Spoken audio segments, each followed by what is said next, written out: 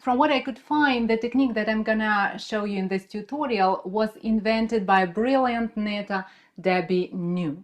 She called it a scribble lace knitting, and she explained it in her absolutely amazing book called Unexpected Knitting. That's how I learned this technique and instantly fell in love with this super simple way to create exquisite knitted fabric. Let's see how it works.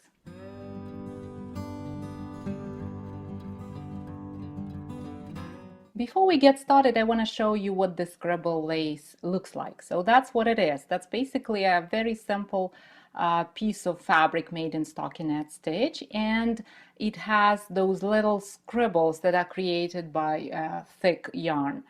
And that's it. But the look of it is quite different than any other knitted fabric, and it works great for wraps, scarves. Even if you make a sweater, like a see-through sweater, that will definitely be a masterpiece if you use this technique.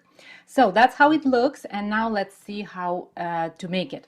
As you see from that swatch, it's very important to choose the right yarn. So we're going to be using two types of yarn. One is really thick and the other one is really thin. So for thick yarn, I picked this wool slub in bulky weight.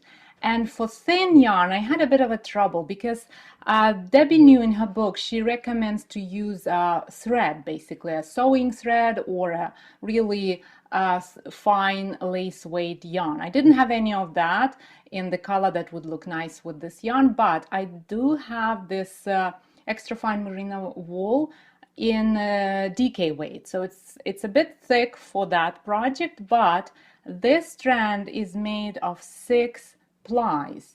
So what I did, I split the yarn and made 6 little pieces of the really fine, extra fine merino yarn thread. So that's how it looks. It's not a lot, but it's going to be enough for a swatch, so I'm quite happy with that. So that's my 2 yarns that I'm going to be using, and as you see, the difference is quite big. The bigger the difference, the better the look of the fabric, the more kind of popping is the scribble created by the thick yarn. Besides having this odd choice of yarns, we're gonna use thick needles. So basically it is recommended to use 12mm size, but I'm gonna use 10mm, that's US size 15, because 12 I find it to be too much. So I'm gonna use 10mm needles, and we would need either double pointed or circular needles, because at some point we're gonna slide stitches to the other tip of the needle, and we can't do it with straight needles. So that's all about the materials. Now we are ready to get started. The cast on is done with the thick yarn.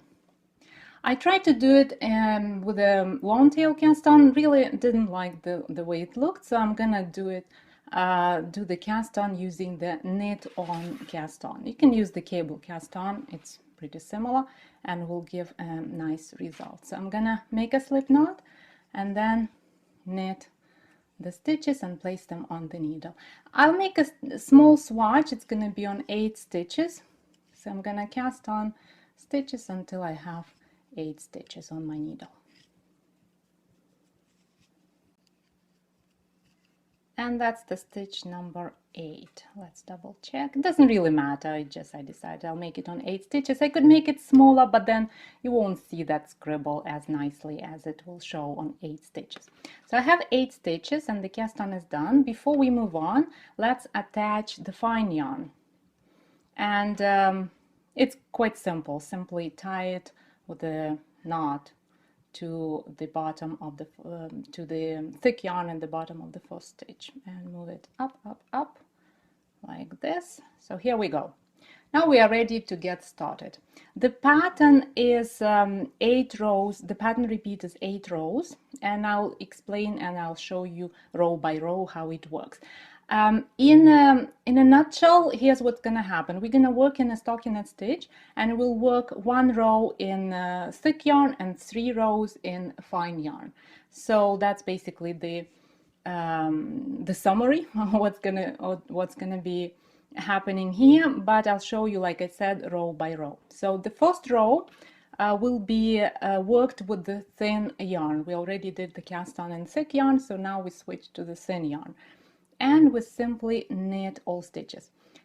You will notice right away that it's a bit unusual to knit with such a fine yarn using such big needles, and that could feel awkward. Don't worry about that, just keep going. Don't really try to be fast, and over time you'll get you'll get the rhythm of it, and you'll be feeling much better about knitting with such a fine yarn. Another thing is, as soon as you knit a stitch, it really helps to move it right to the thickest part of the needle, so far from the tip of the needle. This way the knitting won't be too tight. And in general, try to make it looser, because it will be loose anyways. So don't really be all stressed about making it too loose, because in this project it's very nice to have a loose fabric. So you knit all stitches, and that was our row 1. Now turn your work, and in row 2 we're gonna be purling all stitches using the same thin yarn. So it's gonna be 8 stitches all purled using the thin yarn. And the last stitch of this row, here we go. Once in a while, stop and pull the fabric down, especially if you're working a row that is after the row worked in with the thick yarn. This way you will make sure that the scribble is forming nicely. We'll do it again, and I'll show you in more details what I mean, but for now just keep in mind that you need to stop and pull the work down. Turn your work, and we are about to start row 3, and at this point we see that the yarns meet. So the thick yarn and the thin yarn meet at the beginning of this row. That means it's time to twist them, so we could carry the thick yarn up the work, because we don't want to cut it every time, right? So to twist the yarns, place the thick yarn on the thin one, and then pick the thin one and use it to knit all stitches in this row, and that's going to be row 3. Okay, so we finished this row, and at the end of this row the funny thing happens.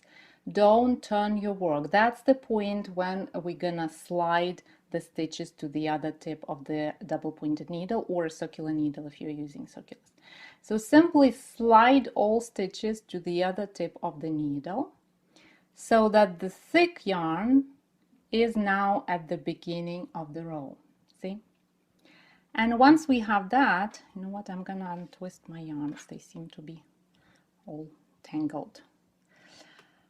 And once you have that, pick the thick yarn and knit all stitches in this row using the thick yarn.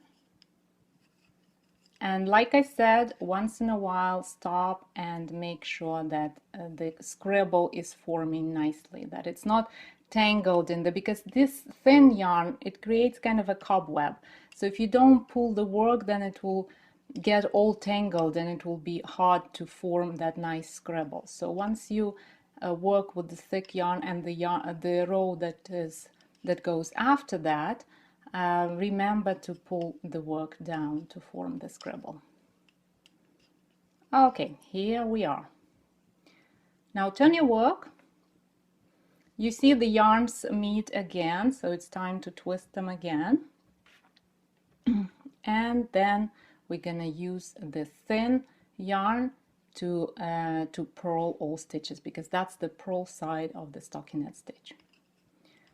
So purl a stitch or two, and then stop and pull the work down to form the scribble.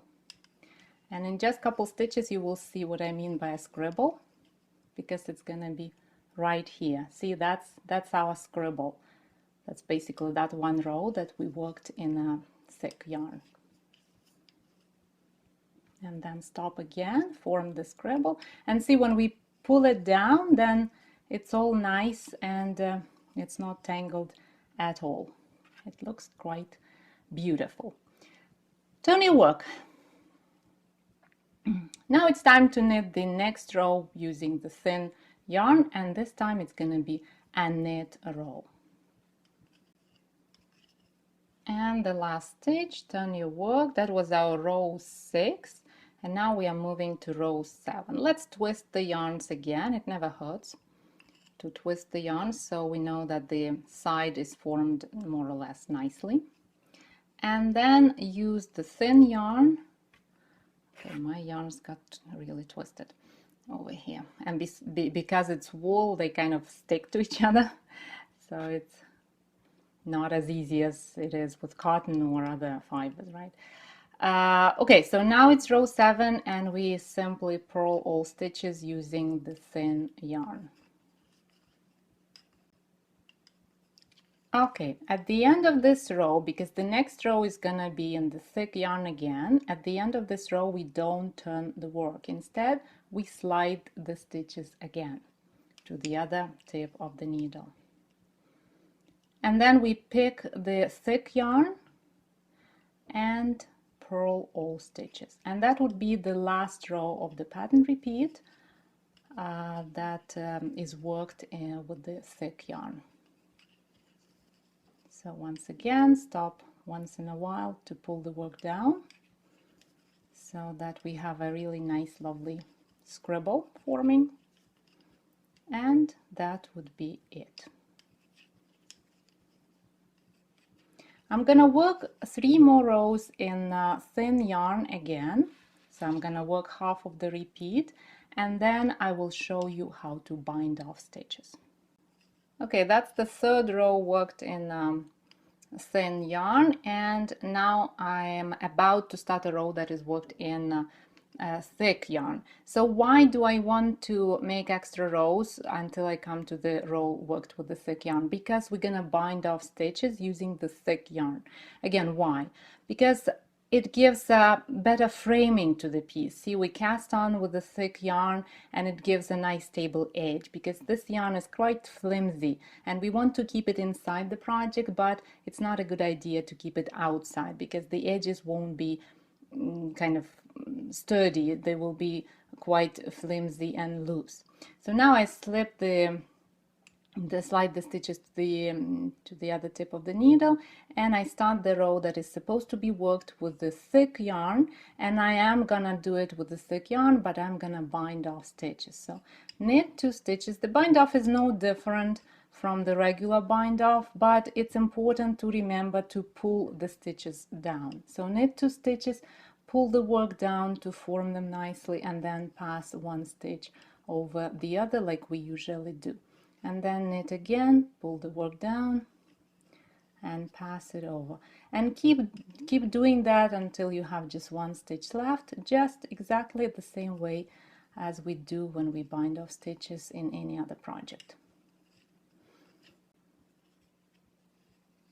Okay, here we go.